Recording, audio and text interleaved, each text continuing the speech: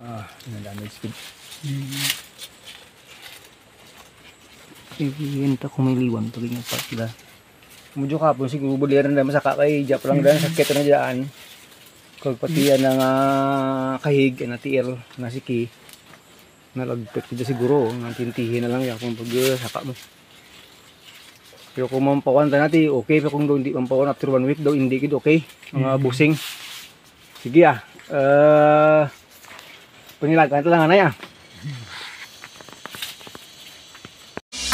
Pero bago po natin pag-usapan yan, kung bago ka pa lang sa channel ko, paki-like naman po, comment, share, and subscribe. At huwag kalimutang i-hit ang ating button bell para ma-notify po kayo sa ating mga bagong upload. Bad news po talaga mga kakambing. Ang nangyayari ito sa kambing ng tatay. Pinangalanan mo natin siyang Twilight. Yung isa ay pinangalanan nating Dawn. Ito po si Twilight. Pagdating dito nung linggo, 3 days ago na, lumuba yung kanyang kalagayan. Nagkabukol po yan sa left niyang bunganga, pisngi. Yan po, medyo lumiit na yan po.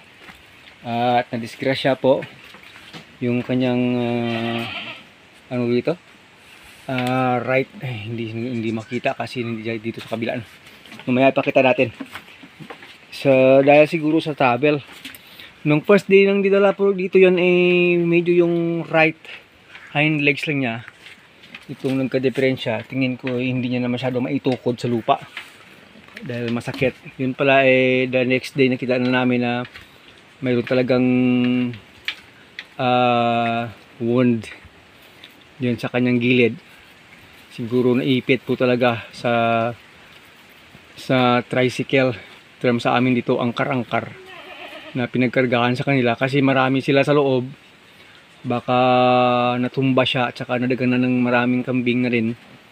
Kaya napuruhan talaga dyan at saka kinaumugaan po. Nakita namin may ano talaga, may sugat po talaga mahaba at pati po yung legs po niya ay namaga. Diyan sa kabila po, parang dito niya yung area. Kaso kumakain siya, parang hindi nga makagalaw masyado. Paggalawin natin. Ikot ka muna, ikot. Sakit masyado pa. Yan po, hindi niya maano talaga. Yan lang po ang kanyang paglakad. Yan po, yan. Sa po mga video natin. Ito yung kalagayan niya ngayon. Ito po, yan.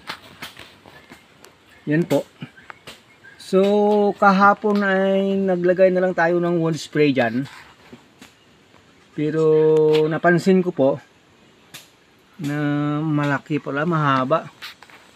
So, umabot pa kasi hanggang dito sa legs. Hanggang dito po sa legs nito. Kaya hindi niya masyadong magalaw to kasi maga po itong legs. At yung umaga nang dinatnan ko dito medyo bumaho konti. Kasi nga yung wound niya ay kung sa tao pa ay parang dumudugo-dugo pa ng konti. Parang ganon ba? Pero hindi naman kulay red. Sabi ko dapat maano talaga ito. Malagyan ng ibang gamot. Kaya ang ginawa po natin kahapon ay nag-inject po tayo ng 5 ml na ADEB complex sa kanya. Para hindi masyadong ma-stress talaga. Kasi nga stress na nga talaga dahil sa biyahe. Kahapon lumuluha-luha pa ng konti itong kanyang mata. Itong mata ni Twilight. Pero ngayong umaga okay na rin siya. Yan po. Yan po. Yan po. Yan po. Yan. Ito po ay bowang. Malaking inahing bowang po ito. Pag ito po ay tumaba, siguro abutin nga ito 40 kilos kapag talagang lumaki masyado. So sobra pa nga siguro. Mataas po ito. Okay naman siya sa kain, kumakain po siya. Pero yung ginawa pa rin natin ay nag-spray po tayo ulit kaninang umaga ng wound spray. Pero parang hindi po ako kumbinsido sa dating ng wound spray. Kaya po nag-spray ako ng wood vinegar na rin. Na dati na rin kaming ginagamit na alternative na gamot sa mga wounds. Kasi may ano yun, may amoy yun na usok, kaya pag ganito na wound spray na natin ay at saka na wood vinegar ay may paisa-isa pang langaw na dumadapo. Mahirap na kasi baka maitlogan ng langaw. Yun yung problema. Spray tayo ulit. Ito yung ating ano, kasi meron na namang langaw. Hindi po maganda na magkakaano yung langaw eh. Kasi po ito ay amoy usok. Yan po. Mahirap na. Baka makaitlog yung langaw dito. Oh, parang may mga sugat-sugat talaga eh. Ito parang medyo may kalaliman konti. At saka dito. Parang may tusok. Pero baka naman ano siya after 1 week. Ayun, kanina parang umuungol eh, umiiyak eh. Pero itong wound spray kasi natin, ito kasing wound vinegar natin, malamig ito, hindi ito mahapdi pag tumama sa ganyan-ganyan eh. Pero yung wound spray, mahapdi kasi yan. Kaya kahapon nang nag-wound spray tayo sa kanya, eh, umungol siya, umiyak. At napahinto sa kain. Pero ito, kahit na spray ko ng wound vinegar, hindi po siya napahinto sa kain. Kasi yung wound spray, feel ko mahapdi yun. O, ayan. O, ayan. O, kumusta na yan, Twilight? Sana ay gumaling si Twilight within 1 week. Pag hindi po, mapwersa po tayong may ibalik po ito sa pinagbilhan natin. Kasi sila naman ay willing na mapalitan ko kasakaling hindi talaga ito gumaling. Pero feel ko na rin, pray natin na gumaling. Kasi ang hirap magpabalik-balik ng mga stocks natin. Ayan. Iyak siya. Masakit pa talaga. As long na kumakain. Yun po yung ano natin, kumakain siya at kaya na pa yung kanyang katawan. Kasi ngayon yata yung pinaka ng araw niya. Maybe bukas medyo okay na siya. After 1 week pag okay na po ay i-rinse po natin sa ilalim. Medyo busog na po siya. Kasi walang problema sa kain eh. Yun lang ang problema niya. Yung kanyang wound na natamo sa biyahe. Yung kasama niya, ito yung sa kahapon yun sa ilalim mo, yan po.